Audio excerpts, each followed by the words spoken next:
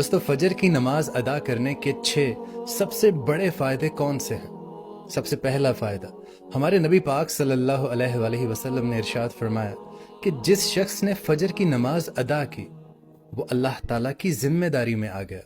سبحان اللہ۔ اب یہ سوچیں کہ جو شخص اللہ کی ذمہ داری میں ہے اسے بھلا کون نقصان پہنچا سکتا ہے۔ اور دوسرا سب سے بڑا فائدہ، ہمارے نبی پاک صلی اللہ علیہ وآلہ وسلم نے ارشاد فرمایا کہ جس شخص نے 2 ٹھنڈی نمازیں ادا کی، یعنی فجر اور عصر کی نماز، وہ شخص جنت میں داخل ہوگا۔ سبحان اللہ۔ اور دوستو تیسرا سب سے بڑا فائدہ یہ ہے کہ نبی کریم صلی اللہ علیہ وآلہ وسلم نے ارشاد فرمایا کہ جس شخص نے عشاء کی نماز با جماعت ادا کی تو وہ شخص ایسے ہے جیسے اس نے آدھی رات عبادت میں گزاری، اور جس شخص نے فجر کی نماز بھی با جماعت ادا کی تو وہ شخص ایسے ہے جیسے اس نے